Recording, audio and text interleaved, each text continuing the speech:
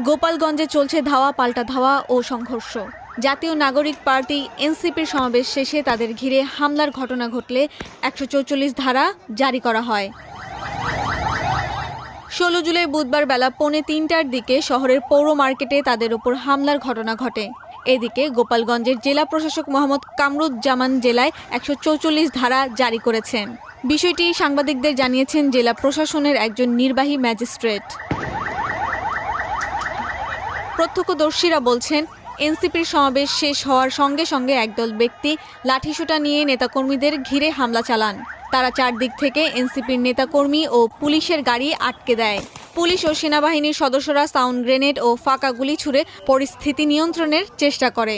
এ সময় এনসিপির নেতাকর্মীরা অন্য দিক দিয়ে গাড়ি ঘুরিয়ে ঘটনাস্থল ত্যাগ করে। হামলার ঘটনার পর এনসিপির মুখ্য সমন্বয়ক নাসির উদ্দিন পাটোয়ারি সাংবাদিকদের কাছে অভিযোগ করেন, আওয়ামী লীগের নেতাকর্মীরা এই হামলা চালিয়েছেন। এই সময় পুলিশ সেনাবাহিনী নিষ্ক্রিয় ভূমিকা পালন করেছেন। এনসিপিকে বলা হয়েছিল সবকিছু ঠিক আছে, কিন্তু তারা সমাবেশস্থলে এসে দেখেন পরিস্থিতি ঠিক নেই।